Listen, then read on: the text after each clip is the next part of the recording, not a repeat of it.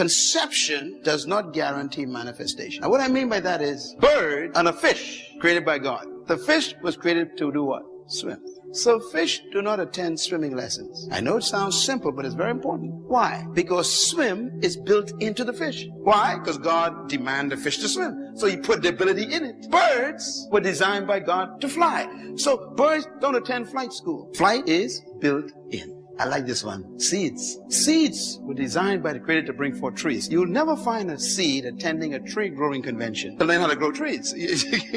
Why? Where's the tree? Trapped on the inside. In other words, whatever God created something to do, he built it in. Your culture and your educational system doesn't allow you to discover that. We are educated to be employed, not to be deployed. Seeds deploy themselves and become trees. Fish deploy themselves and they swim. Birds deploy themselves and they fly. We are the only creatures God created who don't deploy ourselves because our culture doesn't allow it. Gotta get free from the culture. And it's seminars like this that make you begin to have a meeting with yourself.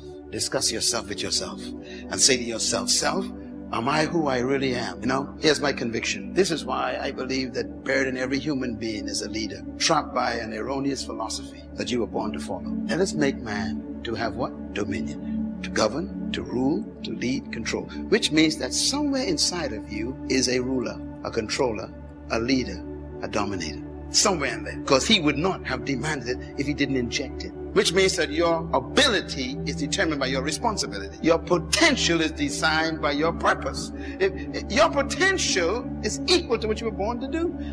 The best example I can give you is this car. Look at this car. All cars have what they call a speedometer. Am I right? Well, here's an old one, old Chevy. Now, if you look at the numbers have to 160 miles per hour this car can travel. All of your cars have that kind of registration, sometimes 200, 180. Everybody got that, right? Okay. Now, when you bought the car, that was on the car. You bought the car with it. It was on it. 180 miles per hour. I'm getting ready to go. Okay. I'm so excited. Okay, so you bought this car, brought it home, and the manufacturer says this car can travel 180 miles per hour. How can the manufacturer put that on there? What makes him so sure that this vehicle could travel 180? That's the first question. The second question is, have you ever traveled 180 in that car? No. Let me tell you how stupid our philosophy of our countries are. We sell a car that could travel 180 and put a sign up 50 miles per hour. It's amazing. It's crazy. I don't understand it. I have no idea how they got this idea. I don't know where it comes from. But it tells you the nature of your culture. Don't try it. They give the company permission to build the capacity, but restricts your ability to use it. And you never thought about that. And that's the way they think about you. So all your life, you can make 180. But you've been traveling for 50 years at 60 miles per hour, and you think you're living. The capacity is present. Our culture says you can't go any further. And God says, press the accelerator. And your culture says you can't go any further. You can go no faster. You got to make a decision tonight, see? I love my mother, but I'm not giving my mother control over my life. My mom got control of her life. She don't get to have control. Somebody missed what I said. My mom don't have the right to tell me what to do with my life. My mom trained me and I'm on my own now. Are you hearing what I'm saying? So number two, you got to get this. The only way you're going to get to where God would have you to go is to have control, because God has given you the freedom of choice and he ain't going to make you do nothing. So number two, I need you to take the control back so you can get what God has for you. Now here's the third thing, and we're going to get to the message that God told me to tell you. God told me to tell you to stop making plates for people who just trying to take it to go. Write that down. No, God told me to tell you, stop making food for folks that just wanted to go plate. He told me to tell you that there's somebody in the room, your life is screwed up because you making food for people who just wanted to go plate. You are a good person. You phenomenal. You got it going on. You making all these great meals, and it's a whole bunch of people coming to your house. And listen to me very closely. My grandma taught me when I was young. My grandma had 14 kids who all had kids. And my grandma said, I will cut you. You can eat as much food as you want at the house. But if I swear if one of y'all little jokers take something out this house, you get in the business in front of your mama. In front of your, because I used to whip their butt. I'm whipping your butt too. With a switch. Don't take no food out of my house. You can eat as much as you want when you here, but do not pack a plate.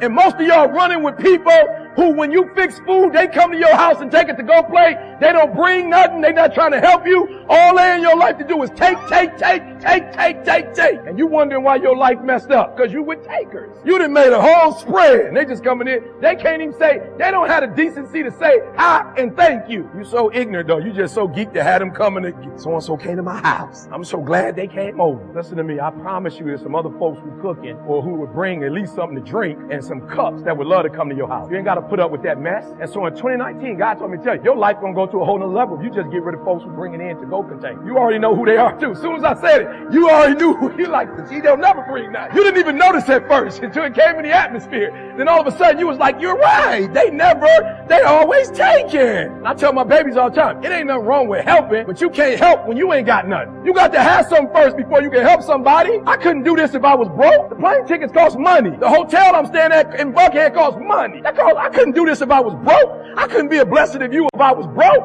And most of y'all, you broke and you trying to bless somebody when you broke. You ain't that desperate for company. You can't be that desperate to have somebody at your house. And he keep eating at your house but going to stay at her house. I'm just trying to help somebody. She coming to get a plate from your house, but she's sleeping at his house. Ain't nothing wrong with getting a plate, boo, but you gonna have to stay. You're gonna have to at least stay. You know what I'm saying? I'm trying to put it in so you can understand. And so God is blessing you, but the little resources you got, you're giving them away. So what you're gonna have to learn how to do is you're gonna have to learn to bring people in your life. You gotta pick certain things that motivate. The number one motivating thing for me, and I'm just being honest, was I was sick and tired of being poor. I was just exhausted. My mother was poor, my father was poor, my brothers and sisters were poor. All my friends were poor, all my relatives were poor. I lived in a poor neighborhood, we lived in a poor house. I was just like, man, I watched TV. And I was, like at Christmas time, my father would put us in the car and take us out to the suburbs to see the Christmas lights. And I would see these big houses with lights all on them, and they had horseshoe driveways where you just pull in and go all the way around.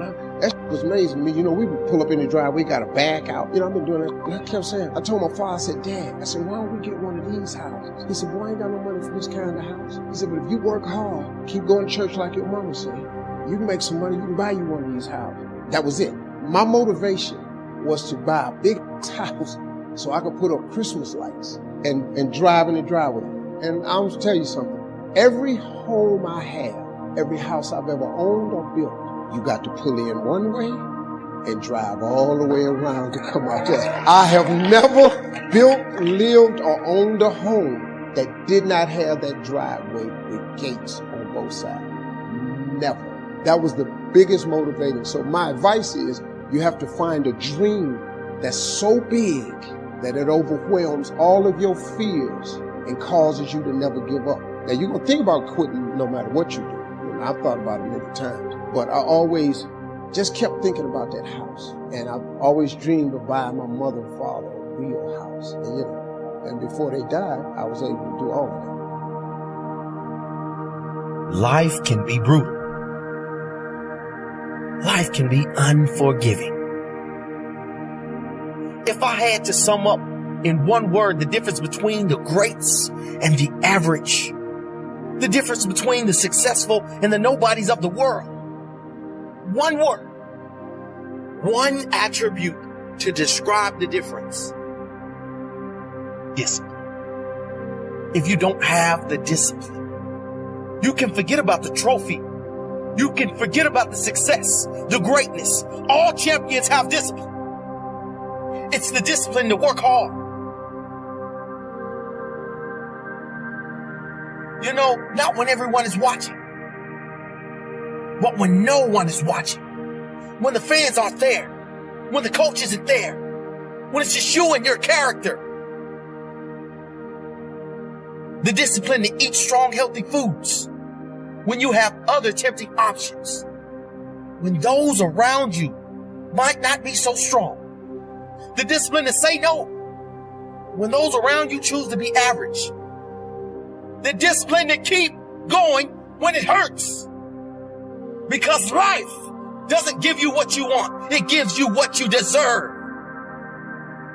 And if you haven't worked for it, if you haven't sacrificed for it, if you haven't given your all, then you don't deserve it.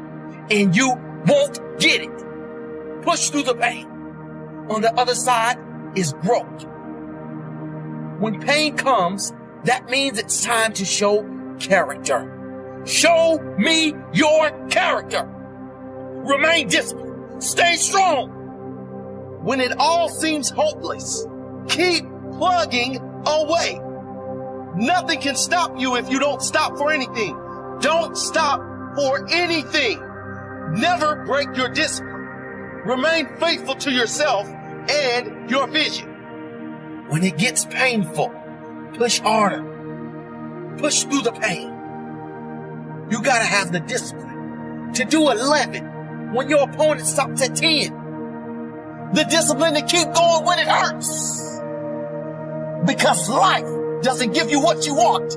It gives you what you deserve. And if you haven't worked for it, if you haven't sacrificed for it, if you haven't given your all, then you don't deserve it. And you won't get it. Show your character. Remain disciplined. Stay strong. Don't say, why the pain? Don't say, why me? Say, try me. Say, is that all you've got? Give me more. Keep plugging away when there seems to be no hope of victory.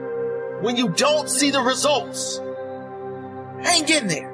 Be strong. Be brave. Remain disciplined. And your time will come. So what is an extraordinary quality of life? What would a magnificent life be? It's not for me to define. It's for you to define on your terms. To me, an extraordinary life is life on your terms.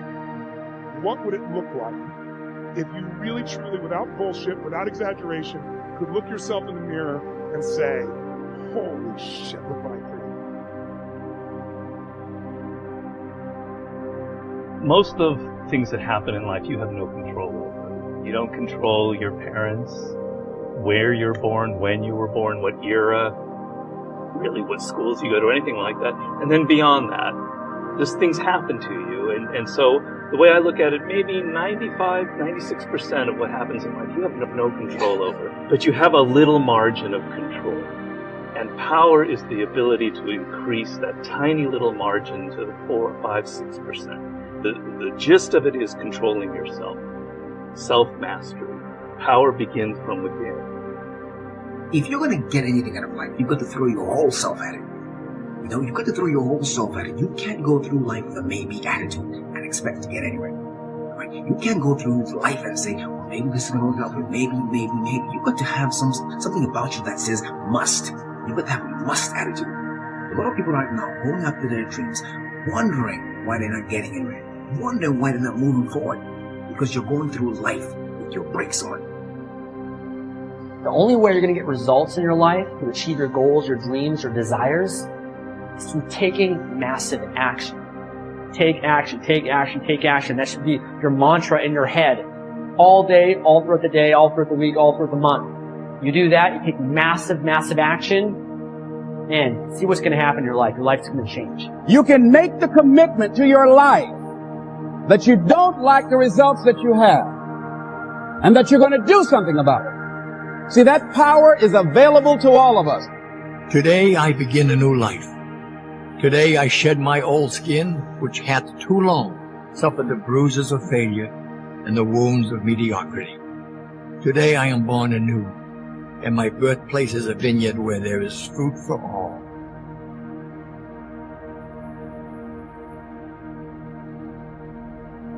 To create a business, you've got to initially work day and night, weekends. It's really hard work. To do everything you can to survive and not to give up.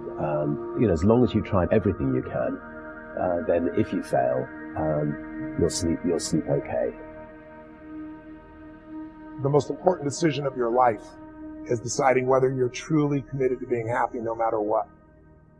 Because life is going to throw all kinds of curveballs at all of us. So the secret to real happiness is progress. Progress equals happiness. And if we can make progress on a regular basis, we feel alive. See, the universe responds to the man or woman that refuses to be denied. Don't get caught up in, well, I've tried it 4 or 5 times and things didn't work out. If there's something that you want and you're hungry for it, you've got to do whatever is necessary until. And when you give the best you can and that's not enough, you must do what is required. There's something in you that said there's a bigger life waiting for me, calling my name. There's something in you that says I'm on my way to a greater life. Our life changes in a moment. If that, say I. Problems only make us grow. Authenticity will lead to a rich life. Life is always happening for us, not to us. Yeah. And don't give up on yourself. Don't throw the towel in so quickly. Many people give up on the 1-yard line. First of all, you were born a human. Let's start with, we could have been fucking ladies. Do you know the math around becoming a human? The math is insane. It is through the disaster, it is through the adversity that our strength is developed. If everything went the way you wanted it to go, you wouldn't have anything to exercise by. It's a gymnasium of life where you get to work out the resistance. You find out things about yourself that you didn't know. The biggest poison in us is regret. One fucking life. One life, my friends. But if you want to begin to move into your own personal greatness, if you want to begin to really enjoy a happy, successful, healthy life, you've got to be willing to go against the tide. You've got to be willing to harness your will. In your calling, there's favor. In your calling, opportunities will find you. In your calling, you'll break addictions. You'll beat the cancer. You'll defeat that depression. But in your comfort, you'll get stuck where you are. If you're always comfortable, then there'll be lack, dysfunction, mediocrity. God is saying to you, I'm calling you up higher. I'm calling you into abundance. I'm calling you into freedom. I'm calling you into new levels. Let's talk about the eagles for a minute, because the mother eagle, after sitting on the eggs, protecting it with her life until they hatch, and going out and swimming and attacking prey and bringing back food until they grow, then turns around, the same beak that fed them and the same body that warms them takes them out to cliffs and throws them over the edge. It is not that she has turned against her children, but she knows that they will never find their wings in safety. The eaglet learns to fly by confronting its scary place. And it's not even trying to fly. It's falling and flapping and thinking mama is crazy. But in the process of falling and flapping and falling and flapping and falling and flapping and flapping and flapping. Expand yourself. Take yourself out your comfort zone. Do not live in your bubble. If you stay in your comfort zone, that's where you will fail. You will fail in your comfort zone. Success is not a comfortable procedure. It is a very uncomfortable thing to attempt. So you got to get comfortable being uncomfortable if you ever want to be successful. You got to get real doggish. You got to get downright funky if you want to make it. Now, like I was telling you before, if you want to be ordinary, you ain't even got to listen to me. Just go on about your business. If you think ordinary is cool, ain't no problem. It's some really, really wonderful ordinary people. But if you are sitting in this room and you have extraordinary aspirations, then you're going to have to do extra. It's no other way. See, I know something about you, even not knowing you, that you've got greatness within you. You have the ability to do things that you can't even begin to imagine. You have talents and skills in you that you haven't even begun to reach for yet. All of you have extraordinary capabilities. All of you. You have to decide if you are willing to do the things to put you in that category. Rich people don't sleep 8 hours a day. That's a third of your life. It ain't even 24 hours in a day. You cannot be sleep 8 hours a day. You can't live in LA and wake up at 8 o'clock in the morning. It's 11 o'clock on the East Coast. The stock market been open 2 hours. They already making decisions about your life and your ass was asleep. The Bible says he who loves to sleep and the folding of hands Poverty will set upon you like a thief in the night. Some of you are going to go back and look at your dreams and brush them off. Some of you are going to begin to look at yourself and say, hey, look here, I know I have not done all that I can do. Whatever goal that you have in mind, I want that to be a goal that will challenge you, something that will make you stretch.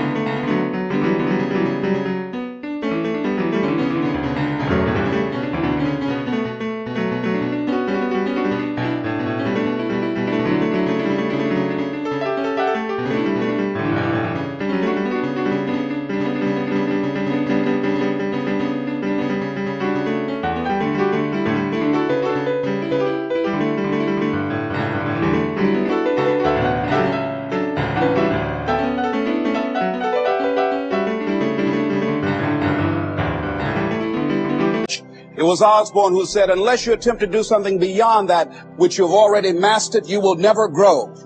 What is it that you looked at some point in time and you decided that you couldn't do it? That you talk yourself out of it? Whatever it is, bring it back out there. How are you going to do it? That will come to you in due time. See, you don't get in life what you want, ladies and gentlemen.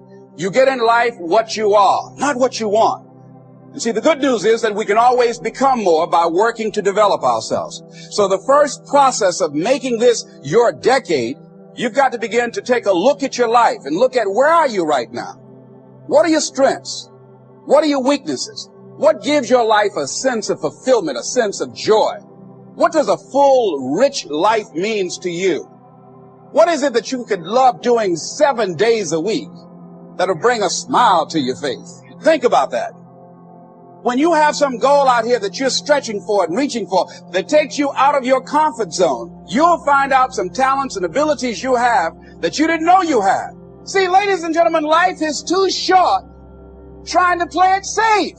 It's too short and unpredictable, being miserable.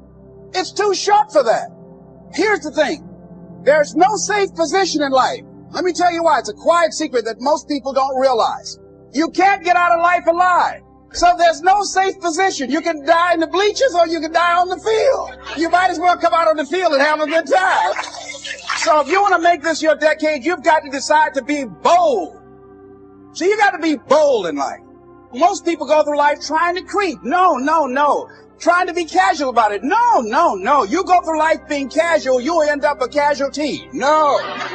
You've got to be bold in life. You've got to take life on. What the devil wants us to do is to learn to run for comfort and cover to places outside of our calling so that he can keep us comfortable in our dysfunction so that we will never see our destiny come to pass. The devil wants to comfort you in your dysfunction until you no longer see it as a problem, until it becomes so normal. Comfort can become dysfunctional when we get it from the wrong place. Some of us have comfort foods. Some of us have comfort friends. Some of us have people in our lives who are good to us, but they're not good for us. But could it be possible that your comfort is keeping you from your calling? That you have put yourself in a space that seems safe, but you are sabotaging and silencing the power of God in your life because you love comfort. And to come into your calling will require you to come out of your comfort zone. We typically want both simultaneously. Abs and no planks, a divine calling and no discomfort. But coming into your calling means coming out of your comfort zone. No certainty, no contract. Follow me, and I will show you as you go. The greatest enemy of faith is not fear. It is familiarity. Fear is an ally of faith. Fear puts you in a place where you know you need something greater than yourself, which makes connection with God possible. Fear can lead to faith, but familiarity can keep you stuck in predictable cycles that are pitiful, but because they're predictable, you will stay in them unless something calls you out. Move out of your comfort zone. It's the courage to move into your zone of discomfort where you feel awkward and clumsy and sometimes alone. The comfort zone is one of the greatest enemies of human potential and of your potential. When people get into a comfort zone, they strive to stay in that comfort zone, even if they're not happy with their situation. Often their whole lives pass them by while they're furnishing and reinforcing their little rut of medium performance. You need the courage to continually move yourself in the direction of your biggest goals and ambitions. You need to be willing to face discomfort in order for you to grow. You need the courage to launch in faith with no guarantees of success. Someone once wrote, "If every obstacle must first be overcome, nothing will ever get done." Courageous people are those who have a dream and set a goal, they make a plan, and they take the first step with no assurances and no guarantees that their efforts will result in success. However, if you look upon every step forward as a learning experience, and every setback as a valuable lesson that has been sent to you to make you stronger and better, you will not be afraid to launch in faith into the unknown. You need the courage to risk failure. You need the courage to endure constant setbacks and disappointments and temporary defeats. You need to learn to deal with failure by realizing that failure is an indispensable prerequisite for success. You can't succeed without failing, and failing lots of times. Remember that wonderful quote from Thomas J. Watson Sr., the founder of IBM?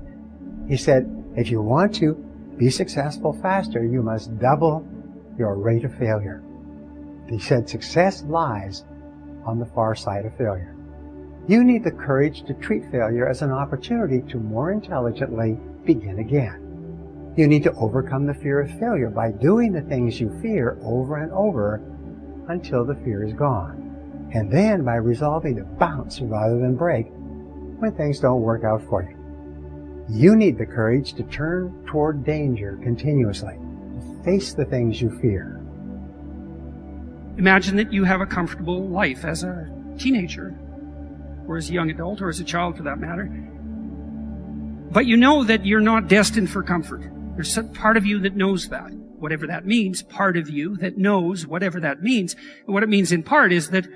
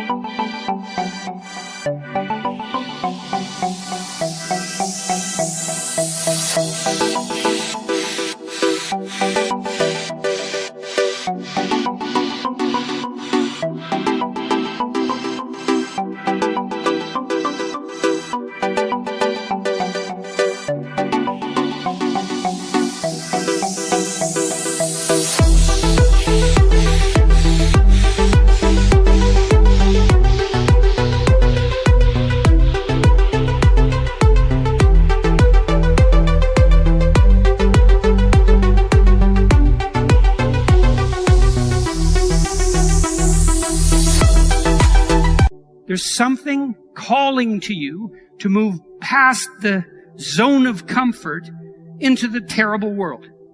And that's, in the story of Abraham, that's characterized as the Spirit of God.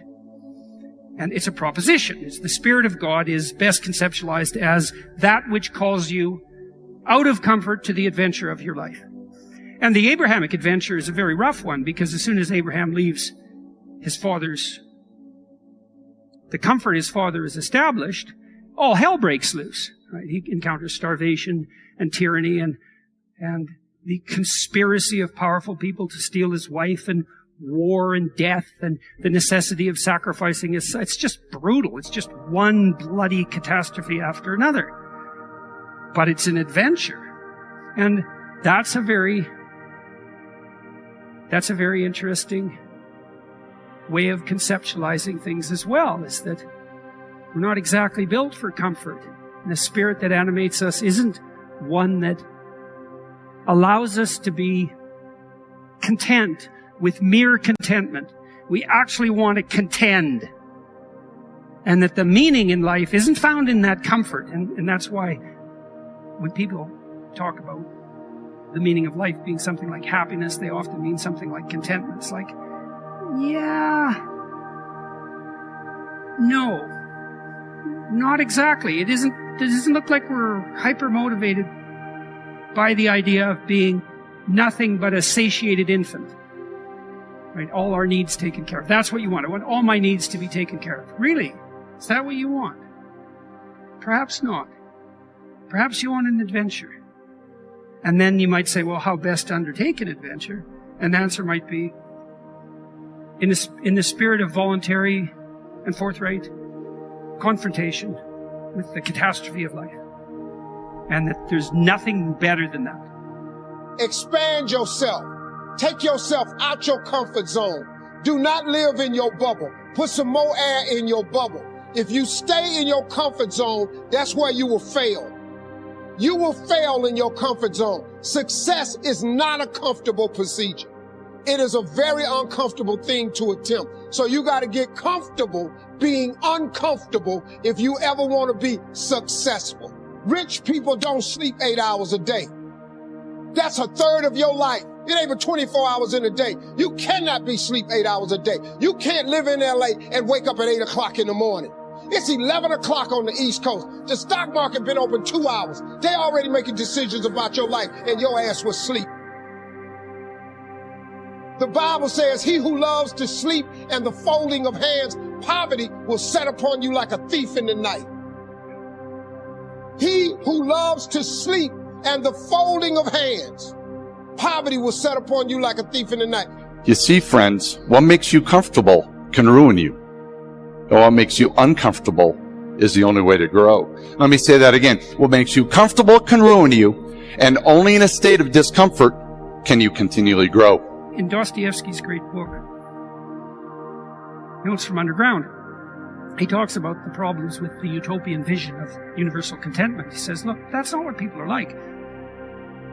Well, kind of fundamentally insane.